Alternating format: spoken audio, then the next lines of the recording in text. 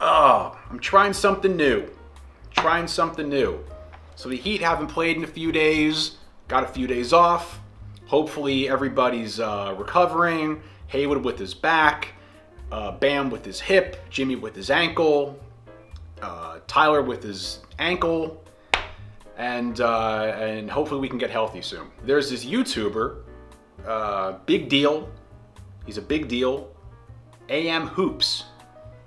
474,000 subscribers. I've seen his stuff before. It's your very kind of prototypical NBA YouTuber kind of stuff. It's like it's big and there's big cuts and edits and fancy production and the whole 9 yards. I have no problem with the guy. His stuff's fine. He's very successful. Good for him. God bless. It's a little bit on the tabloidy, dramatic, kind of TMZ-ish a little bit. The titles are, the most recent ones. Anthony Edwards has a big problem. Russell Westbrook's career may finally be over. Chris Paul's biggest beef is really wild. Victor Wembanyama can't recover from this. You get the idea. So a few days ago, he has one called Jimmy Butler's career is in big trouble. And I said, oh boy, let me take a gander at this. I watched it. And, I had some thoughts. And his overarching point, I don't necessarily disagree with. Basically, long story short, he wants to trade Tyler and Jaime for Donovan Mitchell. Whatever. We'll get there. And I'm watching the video, and I'm just like, you know what? I want to do a little reaction video. That's kind of a thing I've seen on YouTube. It's like a trend. These things called reaction videos. I don't know how to do the whole thing where I'm in the little box on the bottom and the video is playing in the back. I'm not that fancy, all right? So bear with me. So I'm just gonna hit play here on my computer. I have the volume all the way up. It should pick up on my mic. I have some notes. And we're just gonna go through this thing. I'm just trying something here. What I really wanna know when this is all said and done is what you guys think. The big thing I noticed when it comes to stuff like this is they really leave out a whole lot of nuance and context. I'm gonna be mentioning those two words a lot, nuance and context. And it's not to say that what he's saying is wrong, but, as a Heat fan, someone who, like you, probably, we watch like every game and we know this stuff really well. It's like, whoa, stop the clock. Like, you may be right, but there's a lot of reasons for why this is that you are leaving out to fit in your 9-minute video. And I get it. But, like I said, I'm just trying something here. So, let's jump into this. What I should be doing is laundry or something like that, but I have like 90 subscribers now, so I'm kind of a big deal myself now. So I gotta feed the beast. I gotta keep the people happy, right? So let's get into this video. Let me premise this video by saying I'm gonna be a little petty, but not in a bad way. I'm not trying to disparage this kid at all. I'm gonna be probably what some people might say, making a lot of excuses for the Miami Heat. So whatever. Sue me. Enough rambling. Let's go. And action. Ever since Jimmy Butler got to Miami, they have had one problem. In 2020, they reached the finals, but lost in 6 to the Lakers. A lot of people thought, oh, it's early. Bam's 22 years old, rookie Tyler hero. Well, yeah. And Bam was 22 years old, and Tyler was, 20 then? And Goran Dragic was hurt. I'm pretty sure Jimmy was playing on a sprained ankle, and wasn't something wrong with Bam's neck that whole series? To do what Jimmy Butler and the Heat did in 2020 was mind-blowing. But 2 years later, came within one shot of the finals again. Didn't let... Pretty impressive. One shot of making it to the finals. And I think even in that 22 Eastern Conference Finals, we were battling injuries and stuff. We're always battling injuries. What else is new? Then last season they make it, but what? Yeah, last season we made it to the finals, and we'll get into the nuance of all that stuff. This is the intro, so I'm not going to go too deep into stuff yet. This is just the intro, but we'll get there. One problem holds them back. Jimmy is not a championship #1. They've done nothing. See, I'm a little confused with what he means by a championship #1. The one guard, he needs a championship caliber point guard? Is that what he means? I think that's what he means because he goes on to float Dame, Bradley Beal, Drew Holiday and Donovan Mitchell. So I guess that's what he means. During the 2023 finals, he said, "I am not a scorer. Just because I score a lot of points one game doesn't make me a scorer. I don't press to score. I press to win. If I pass the ball and we win, I don't care. If I shoot the ball and we win, I don't care." I want to know what you guys think about that quote, because remember the context of when Jimmy said this. Jimmy said this, I think he said in the Nuggets finals. I get where Jimmy's coming from, but at the end of the day, it's like, dude, you're a scorer. You've had multiple playoff runs where you've had 40-point games, 40-point triple-doubles, a 50-point game, and I understand that Jimmy prefers to win with team basketball and all that, but at the end of the day, like, Jimmy's a scorer. Like he says, just because I score a lot of points in one game doesn't make me a scorer. You score a lot of points in way more than one game. But I understand the point he's trying to make. That is what they needed in the first round against the Bucks as the 8th seed. Okay. Now, he says that's what we needed in the first round of the Bucks. Now, the other overarching idea is that Tyler Hero is supposed to be that guy. And I think the Heat this season believe that Tyler is going to be that guy. And I'll just run down Tyler's numbers now, and we can go back to it. He's played 7 games this season. Obviously, he's out with the ankle sprain. First game against the Pistons, he only had 16, all right? Next game, Celtics, 28. He was the lead scorer. Wolves, 22. He was the lead scorer. We only scored 90 points. Everybody was hurt. Bucks, 35, lead scorer. Nets, 30 points, lead scorer. Wizards, 24, 10, and 9. Lead scorer. Lakers, 22 points. Jimmy led with 28. Bam and Tyler had 22. So that's, besides the Pistons game, 28, 22, 35, 30, a 24-point almost triple-double, and 22. So Jimmy drops 38 points per game, looks like his father, Michael Jordan. But in games 4, 5, and 6 against Boston, okay, so now he goes from the Bucks game where Jimmy averaged 38 points a game, went nuts, all that stuff, which proves that Jimmy is a scorer. The guy had 98 points in 2 games, right? He had the 56-point game and the 42-point game back-to-back. But then he says he's not a scorer. That's why I'm like iffy with the Jimmy's not a scorer thing, but once again, I understand the point that Jimmy's trying to make. Totally skips over the Knicks series and goes right to the Celtics series. The Knicks series where we all remember Jimmy Butler busted his ankle, and that ankle really never healed, and he really was not playing at that same level ever since he's sprained his ankle with Josh Hart. Butler cooled off, and the C's came back. Then, so he says Butler cooled off, and the Celtics came back.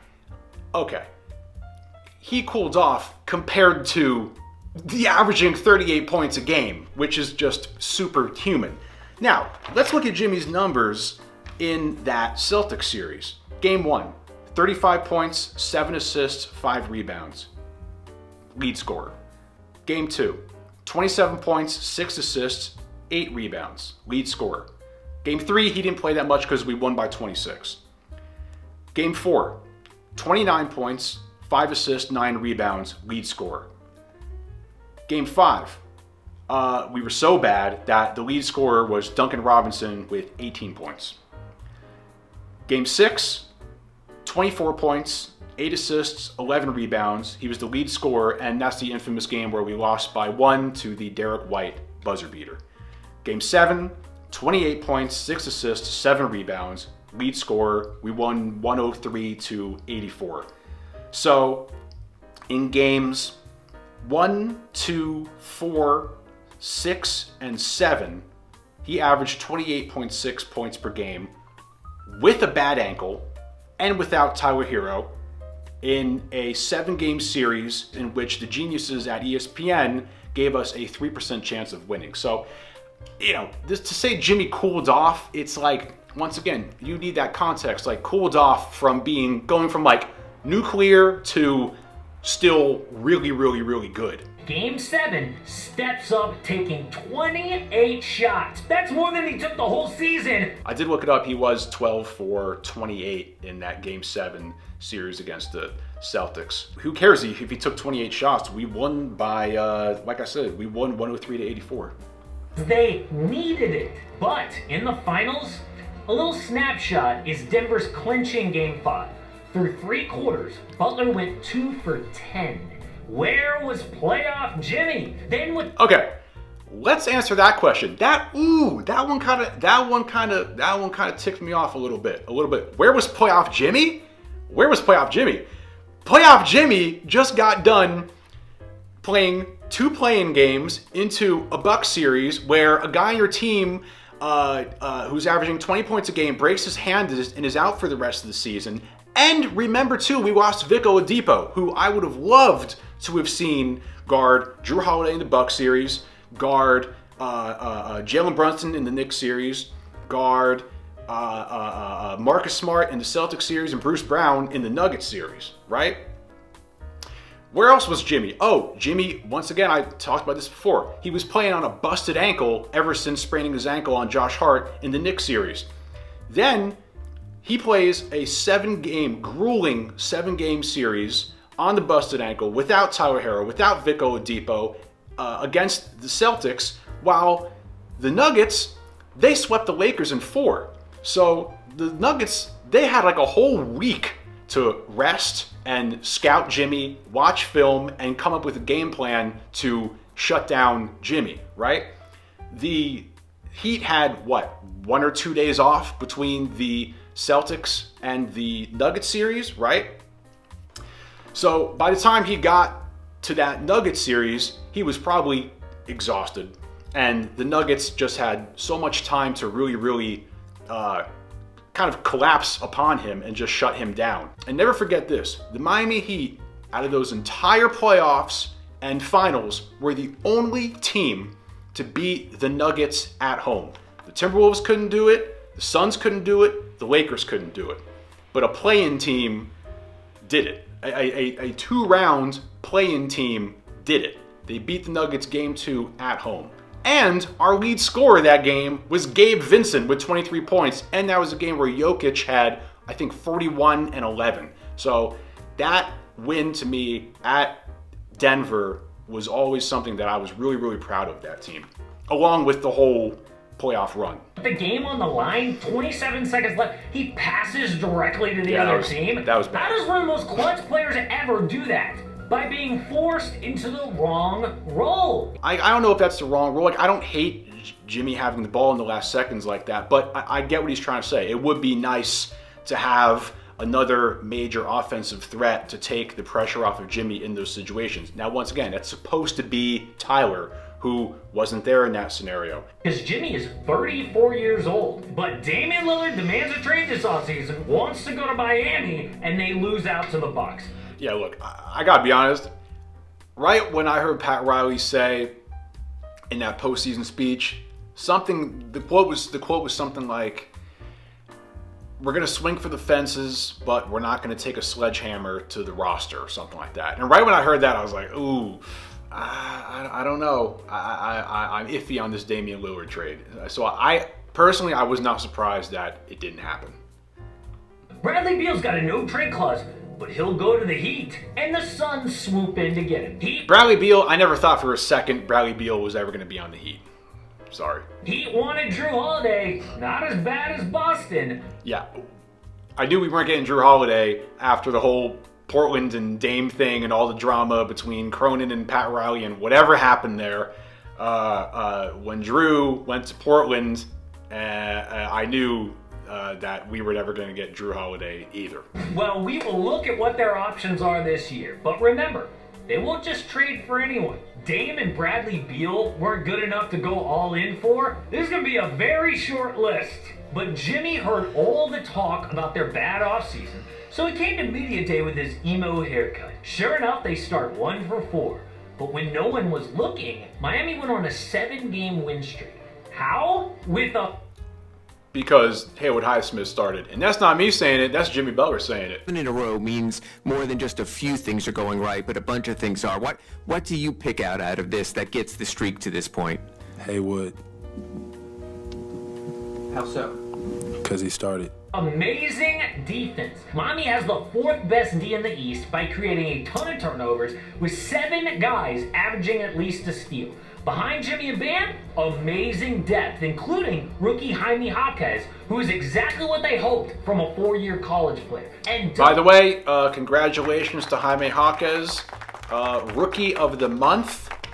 Round of applause for Jaime. Like I said, one of the best rookies in the league. And Duncan Robinson is back. Remember how dude had like the worst contract in the NBA? Well, now he's a 50-40-90 guy again, playing big minutes. Bam can defend in space and at the rim, Defensive Player of the Year. Else in the NBA. Defensive Player of the Year has never been their issue. What they need. Actually, I don't know. A lot of Heat people whose opinions I really respect, they would say that defense has been a little bit of an issue this year. We saw it. A blatant example of not so stellar defense in the most recent Pacers game. What they need is someone who can drop 30 plus on any given night. So that quote right there, what the Heat need is for someone who can drop 30 plus on any given night. In my opinion, it's not even my opinion because it's a fact that I'll back it up with right here. Both Jimmy, Bam, and Tyler can drop 30 on any given night. Jimmy's had multiple 30-plus point games this year. Bam, we've seen have 30-plus point games. He's had at least one 30-plus point game this year. He had 10 games in a row recently where he had over 20 points. The guy's practically averaging a double-double. And Tyler, I mentioned Tyler's numbers. In the 7 games he played, he had a 35-point game and a 30-point game and a 24-point near triple-double. So you kind of do have 3 guys that can score 30 on any given night. And I don't know if he just doesn't realize that Tyler's been hurt, or he doesn't realize the numbers that Tyler was putting up before he got hurt. I'm not sure. That's why Dame would have been perfect. You know how Dame and Giannis are kind of struggling to gel, right? It would have been nice, sure. It would have been nice. But, the thing with Dame, as much as I love Dame, people have to remember, too, Damian Lillard is a decade older than Tyler. A decade. 33 and 23. So the hope that the Heat have for Tyler and the ceiling that they believe he has versus a guy like Damian Lillard, who's 33, not that great of a defender. And you can see with the whole Bucks thing, they're solid, and I think they're going to get it together. But so far, the Bucks and Dame and Giannis, they're fine. But so far, the Bucks are not some unbeatable juggernaut so far. I think that was something the Heat were sort of on the fence about when it comes to Damian Lillard and Tyler Hero and trading a whole bunch of guys for Damian Lillard. That's why Dame would have been perfect. You know how Dame and Giannis are kind of struggling to gel right now? Dude, he would have fit right into Miami. I do believe Dame definitely would have fit right into Miami. Look, I'll be honest. Watching Jimmy, Dame, and Bam play basketball together, man, that would have been fun. I think everybody can agree on that. But what are you going to do? Got so bad last year that before their amazing playoff run, Miami scored 110 points per game.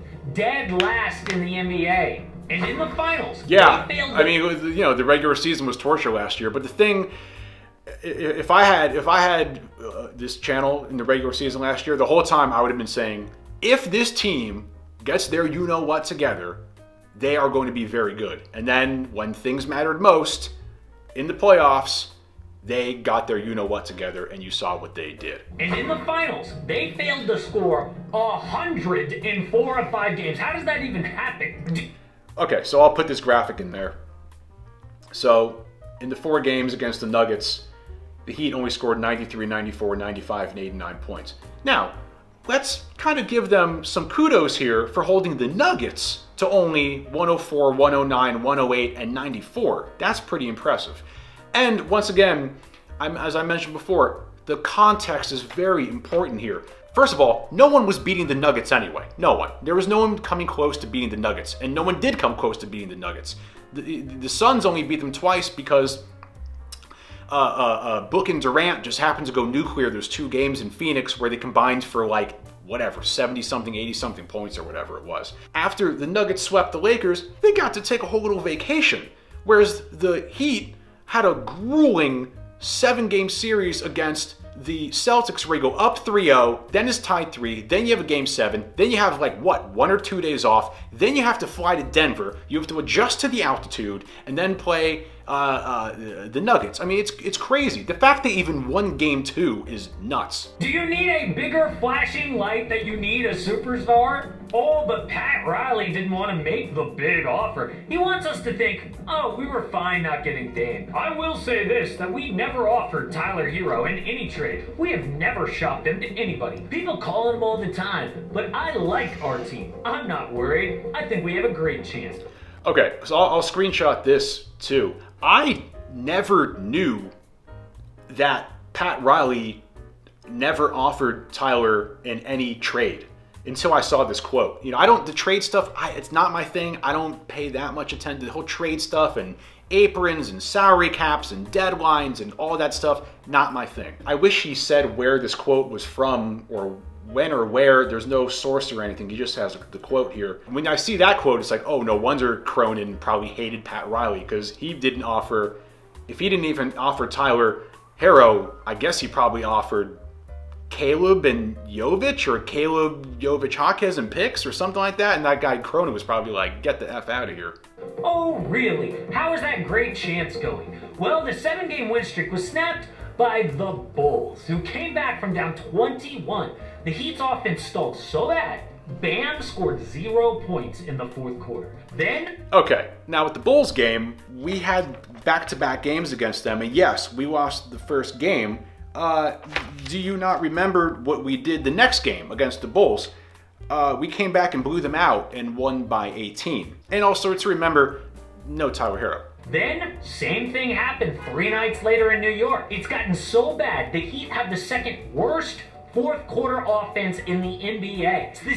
Yes. The 4th quarter, I've said in a million videos, the 4th quarter stuff is a problem. It's a problem, yeah. But Knicks game, he's missing some nuance here. We had no Tyler, no Duncan, and Jimmy sprained his ankle that game, and Caleb was on a minutes restriction. He was still coming back. We were in the Garden, and the Knicks were fully healthy. So really, I think the Knicks should be asking themselves, why are you guys down 20 points, 19, 20, 21 points, whatever it was, in the 3rd quarter at home against a team with Jimmy with a sprained ankle, no Duncan, and no Tyler? It's the same nightmare happening all over again. Heat fans are about to watch Jimmy Butler do amazing things, but end up ringless. This is insane. So what can... All right. The whole ringless obsession that I feel like is kind of more of a recent thing of holding this over really good players' heads, that a certain guy is not as good, or it's some like black mark upon his career just because he never won a championship. There's countless amazing players that have played in the NBA that have never won a championship, not necessarily because they weren't good enough as players, but because of a million different factors. They were injured. Their teams were injured. They were up against a juggernaut in their conference, or in the finals that they would go against every time, whether it was Kobe and the Lakers, Jordan and the Bulls, LeBron and whoever, Steph and the Warriors. Now you have Jokic. One of my favorite players is Allen Iverson. Allen Iverson never won a ring. I don't look at Allen Iverson as any lower of a player because he never won a ring. And not to take anything away from what the Nuggets did last year, I think the Nuggets, their championship was amazing last year because the NBA media slept on them and hated on Jokic the same way they kind of sleep on the Heat. I loved that it was the Nuggets against the Heat in the finals. And the whole background of Murray coming back from his bad injuries, Aaron Gordon coming back from his bad injuries, and them coming together and winning. It's a small market team. It's Denver, is great. But I think what the Heat accomplished last season too is just as impressive, if not more impressive. After that regular season that they had, losing the first round of the play-in, almost losing the second round of the play-in. Remember, we were losing that game against the Bulls with, I think, 2 minutes left. Thank God Max Strus hit 7 3-pointers that game. Him and Jimmy Butler combined for 62 points that game. And then we go on that absolutely insane playoff run. We get all the way to the finals. You know, we go up 3-0 against the Celtics. Then we lose 3 in a row. Then we still blow them out in Game 7. We're injured. We get to Denver. We're the only team that beats them at home. I mean, I think that's truly, truly remarkable. So, what can they do to fix it? Well, as soon as Zach LaVine came on the market, people immediately linked him with the Heat. Zach is a two-time... Who? That's the other thing. Who? People linked him with the Heat. Who? Who is linking Zach LaVine with the Heat? Who? All-star and one of the best pure scorers in the game. What would the Heat offer? Apparently, nothing. Nothing. They quickly leaked, we're not interested. Yeah, so that's what I'm saying. Like, who was linking Zach LaVine with the Heat? Because the Heat came out and said right away, yeah, we're not interested in Zach LaVine. We have Tyler Hero. What do we want Zach LaVine for? The reason? He's basically an upgraded version of Tyler Hero. Upgraded version of Tyler Hero? I'm not trying to hate on Zach LaVine, but I would rather Tyler than Zach. I mean, remember, too, Tyler's, 5 years younger than Zach, right? Who they already have for much less money. The next 3 years, Tyler makes 27, 29, and 31 million. Zach is at 43, 46, and almost 50. Taking that on would put them in the second apron, and the new CBA kills expensive teams. It would be almost impossible to make trades. For what? LaVine has been in one playoff series and was horrible, losing in 5 games. We have no idea if he's worth it. A Heat reporter said that isn't worth it, considering Hero's ascent before his injury and the fact that LaVine isn't considered a top 25 player. Oh! So they need a top 25 guy. Who is on that list? Well, this is a list of who I consider the top 25 NBA players. All right, so now he has his top 25 players over here. And, the top 25 stuff, that's subjective, of course. I'm going to be honest. I'm not going to say who it is. Someone in that top 10 I don't think should be there. And then I'm very surprised he has Tyrese Haliburton at number 23. But what's important on this list is who could the Heat target? There are only 2 names, Donovan Mitchell and Pascal Siakam. Pascal is a versatile two-way player, but the best fit is Mitchell. An explosive scorer who is clutch, exactly what they need. And the good news, dude might be available. ESPN went as far as to say, I don't think there's any chance Donovan Mitchell signs an extension in Cleveland ever. If it was up to me, I would trade Donovan Mitchell today. Yeah, I would not be surprised if Donovan Mitchell leaves Cleveland pretty soon. I was always a little bit skeptical of what some would say there's a bit of a redundancy between him and Darius Garland. It does seem like that team does play pretty well without him. And look, man, of course, it's kind of like the same thing as the Damian Lillard situation. It's like I could totally see Donovan Mitchell with Jimmy and Bam. Man, that's some fun basketball right there. It's that. Yeah, Donovan Mitchell, sure, but Donovan Mitchell at what cost? Like, who are we going to give up? And that's what we'll get to. The reason? Spider will be an expiring contract next year. So if Cleveland wants to maximize his value, gotta trade him now. Heat Check made a great video showing how much better the Cavs play without Donovan Mitchell. They move the ball around and don't just stand around watching Spider. The problem here is he will cost a ton. Miami hadn't been comfortable going all in before. They got to go all in to get Mitchell. Other teams are going to want him like the Sixers, so Miami has to outbid the competition. Their best offer is Donovan Mitchell for Tyler Hero, Jaime Jaquez, and control of 5 first-round picks. A great trade. Okay, this is where I really, really want to know all of your opinions. Because like I said, this trade stuff, not my wheelhouse. But let me tell you right now, in my opinion, Jaime Jaquez ain't going anywhere. This was uploaded 4 days ago. I'm pretty sure it was today, Jaime Jaquez just won Rookie of the Month. That guy I think is going to be a Heat lifer. That's just my opinion. I don't see Jaime going anywhere. I love Tyler, but if it's between Tyler and Donovan Mitchell, I would go with Donovan Mitchell. But I don't think you're going to see Tyler and Jaime. You might see something like a Tyler and a Caleb Martin. Caleb has a expiring contract thing also, and there is a little bit of that redundancy we have between Jaime, Haywood, and Caleb.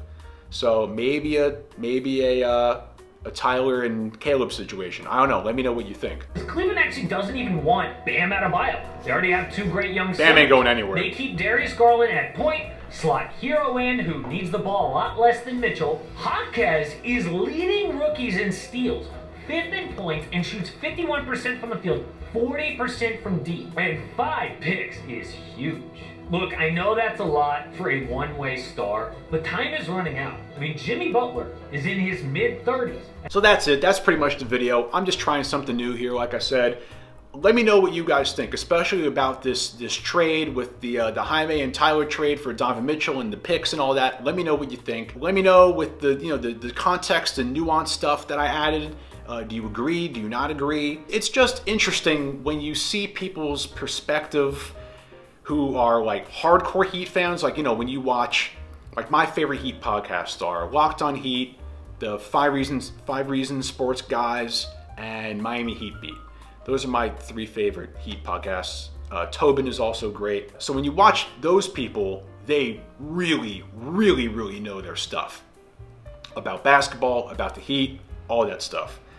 And then when you see something more like, what ESPN says, or your generic YouTuber that will just do kind of like broad stuff, it's interesting to see their perspective. Because you can tell with the kid like this, he's not a Heat fan, and it's not like he's watching every single Heat game. Like, I watch every single Heat game. I watch Heat podcasts. I think I know that team pretty well. And it's interesting when you see this, how much nuance and context that a lot of the stuff he says is lacking. It doesn't make what he's saying is wrong, but there's a lot of, information that's being left out. So I guess in conclusion, context and nuance is always important.